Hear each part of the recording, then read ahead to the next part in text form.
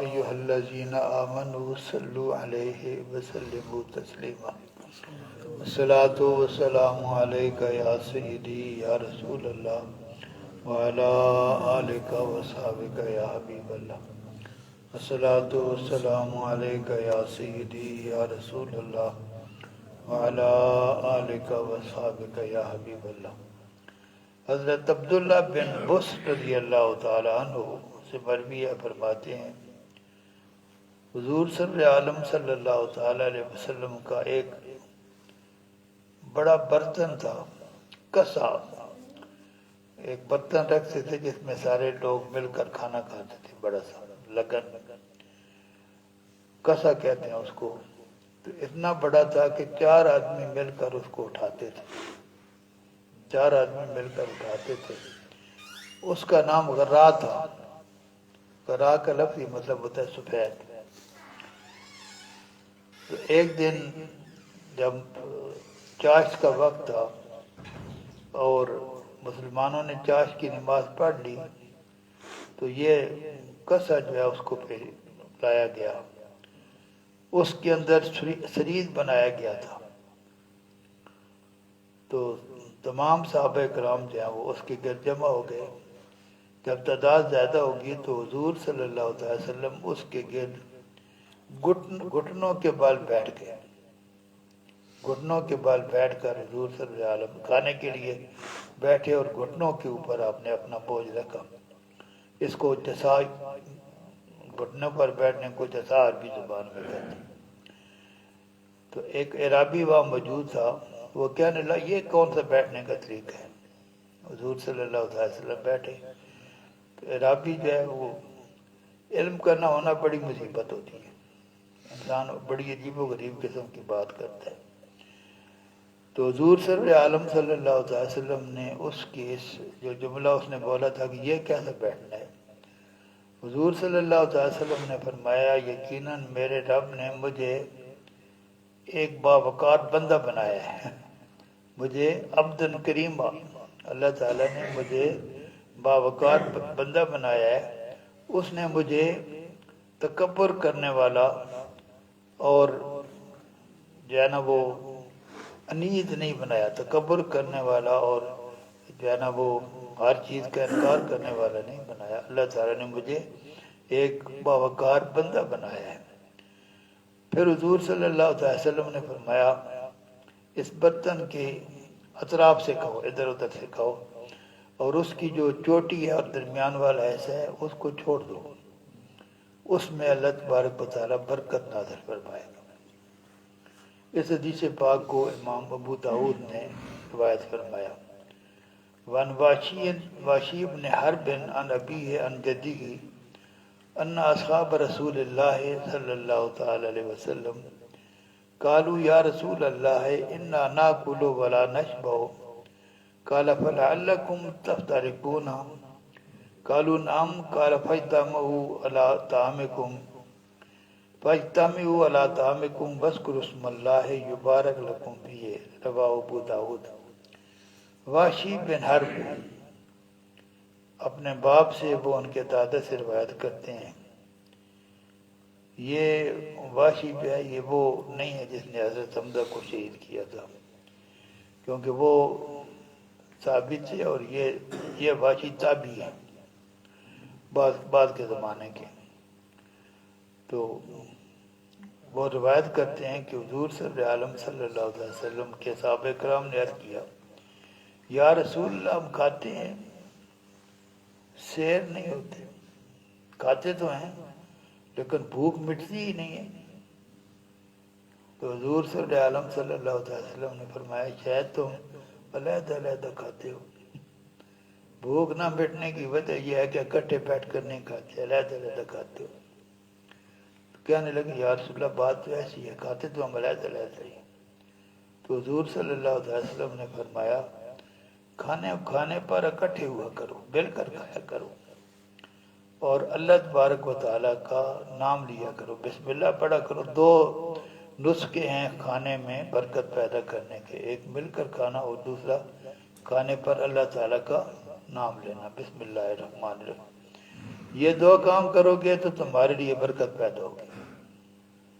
اس حدیث پاک کو امام ابو داؤد نے روایت فرمایا۔ وعن ابی اسیب قال خرج رسول اللہ صلی اللہ تعالی وسلم لیلا فمر بی فدعانی فخرجت الیہ ثم مر بأبی بکر فدعاه فخرج الیہ ثم مر بعمر فدعاه فخرج الیہ فانطلق حتى دخل حائطا لبعض الانصار فقال لصاحب الحائط اطعمنا بصرا فدعا بعسك فبادأه فأكل رسول الله صلى الله عليه وسلم وأصحابه ثم دعا بماء بارد فشرب فقال لتسألن عن هذا النعيم يوم القيامة قال فأخذ عمر العسك فضرب في الأرض حتى تناثر البصر قبل رسول الله صلى الله عليه وسلم ثم قال يا رسول الله إنا لمسؤولون عن هذا يوم القيامة قال نعم إلا من ثلاث خرقة لف بها الرجل عورته أو كسرة سد بها جوعته أو وجل يتدخل فيه من الحر والكر رواه أحمد والبيهقي في شعب الإيمان مرسلا۔ حضرت ابو اسیب یہ حضور صلی اللہ علیہ وسلم کے آزاد کردہ غلام ہے، مولا ہے۔ ان سے مروی ہے کہ حضور صلی اللہ علیہ وسلم ایک رات کو نکلے، میرے گھر کے پاس تشریف لائے، آپ نے مجھے بلایا تو میں آپ کی خدمت میں حاضر ہو گیا۔ پھر حضور صلی اللہ علیہ وسلم حضرت ابو بکر صدیق رضی اللہ تعالیٰ عنہ کے گھر کے پاس سے گزرے، ان کو بلایا، وہ بھی آپ کے پاس حاضر ہو گئے۔ پھر حضرت عمر رضی اللہ تعالیٰ عنہ کے گھر کے پاس سے گزرے، ان کو بلایا، وہ بھی حاضر ہو گئے۔ حضور صلی اللہ علیہ وسلم روانہ ہوئے حتیٰ کہ ایک باغیچے میں داخل ہوئے جو کسی انصاری کا تھا۔ تو حضور صلی اللہ علیہ وسلم نے اس باغ والے سے فرمایا ہم نے کھجوریں کھلاؤ، تو وہ کھجوروں کا ایک گچھا لے کے آگے اور رکھ دیا وہاں۔ حضور صلی اللہ علیہ وسلم اور جو آپ کے ساتھ تھے ان لوگوں نے سب نے تناول کیا۔ پھر حضور صلی اللہ علیہ وسلم نے ٹھنڈا پانی منگوایا، اس کو نوش فرمایا اور پھر فرمایا قیامت والے دن تم سے ان نعمتوں کے بارے میں پوچھا جائے گا۔ قیامت والے دن لتسألن میں بہت ساری تاکیدیں ہیں، یہ لام زبر لا بھی لام تاکید ہے، یہ آخر میں نون مشدد جو ہے اس کو نون تاکید ثقیلہ کہتے ہیں، نون تاکید ثقیلہ کہتے ہیں۔ ایک لام والی تاکید، دو تاکیدیں، نون تاکید ثقیلہ کی، تین تاکیدوں کے ساتھ ضرور ضرور ضرور تم سے یہ پوچھا جائے گا۔ ابھی کہتے ہیں کہ حضرت عمر رضی اللہ تعالیٰ عنہ نے وہ گچھا جو ہے اس کو زمین پر دے مارا، حتیٰ کہ کھجوریں حضور صلی اللہ علیہ وسلم کی طرف جو ہے بکھر گئی۔ پھر عرض کی یا رسول اللہ کیا ان چیزوں کے بارے میں ہمیں قیامت کے ہم سے پوچھا جائے گا؟ تو حضور صلی اللہ علیہ وسلم نے فرمایا ہاں، صرف تین چیزیں ایسے ہیں جن کے بارے میں سوال نہیں ہوگا، باقی جو کچھ تم استعمال کرتے ہو یہاں ان کے بارے میں پوچھا جائے گا، تین چیزوں کے بارے میں نہیں پوچھا جائے گا۔ کپڑے کا ٹکڑا، خرقہ، اصل میں صحیح ترجمہ اس کا لیسڑا ہے، جس سے انسان جو ہے وہ اپنی شرمگاہ کو ڈھانپتا ہے، اتنا کپڑا جو اس کا سوال نہیں ہوگا۔ اور روٹی کا ٹکڑا جس سے انسان جو ہے وہ اپنی بھوک مٹا کر اپنی زندگی کی رمق کو برقرار رکھتا ہے، اتنا سوال نہیں ہوگا۔ اور ایک چھوٹی سی کٹیا جس میں انسان گرمی اور سردی سے بچنے کے لیے ببش کر داخل ہو سکے، حالات نہیں، اتنی چیز جو ہے یہ ان کے بارے میں نہیں پوچھا جائے گا، باقی جتنی نعمتیں کھاتے ہیں ان کے بارے میں پوچھا جائے گا۔ اس حدیث پاک کو امام احمد بیہقی نے روایت کیا، مرسلن روایت کیا، یعنی صحابی کا ذکر نہیں ہے، صحابی نے اس کو بیان کیا۔ وآخر دعوانا ان الحمدللہ رب العالمین۔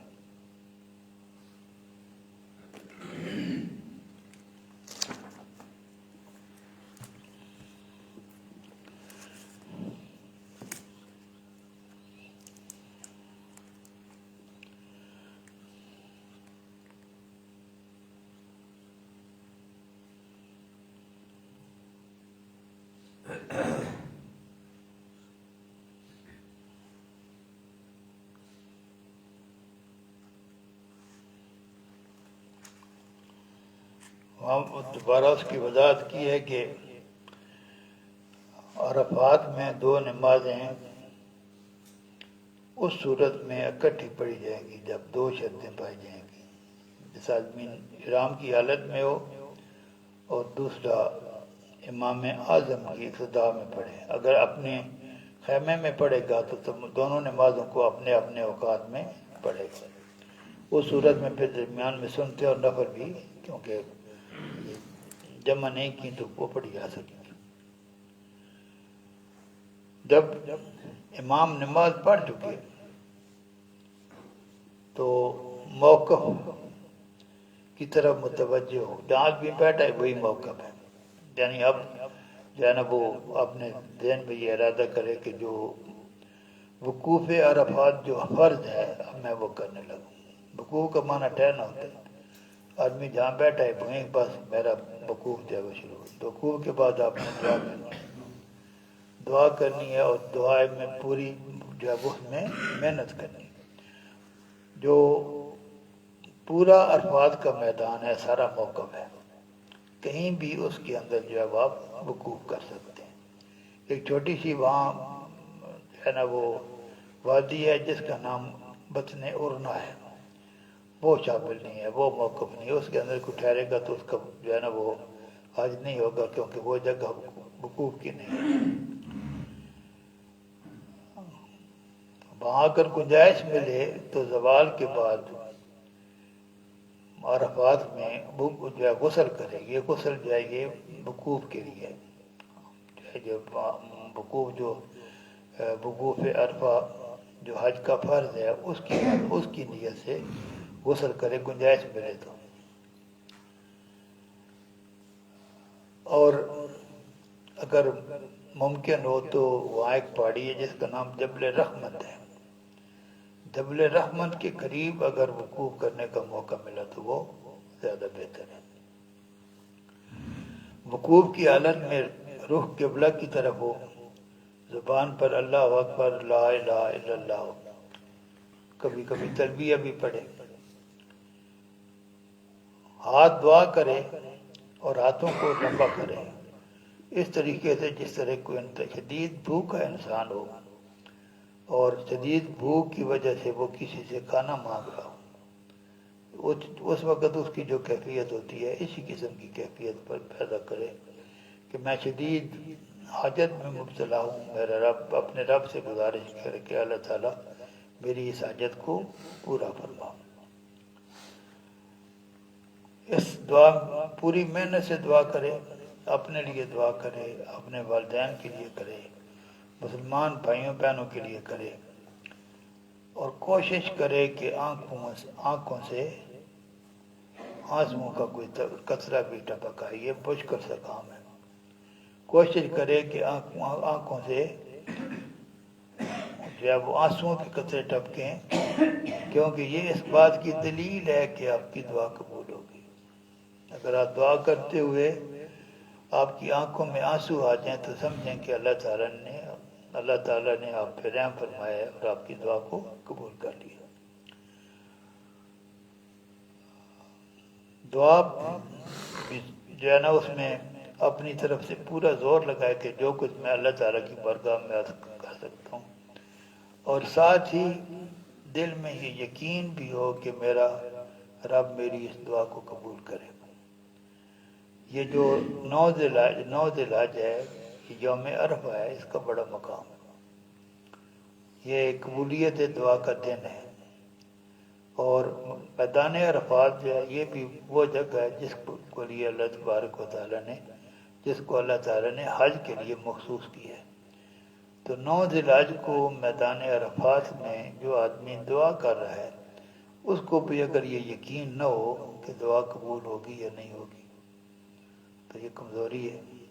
آدمی کو پورے یقین پورے وثوق کے ساتھ کہ یہ جو مقام ہے، یہ جو جگہ ہے، اور یہ اتنا بڑا جو اللہ تعالیٰ کے بندوں کا ہجوم ہے، اس میں جو دعا کی جائے گی اس کے ریجیکٹ ہونے کی بہت کم چانسز ہیں.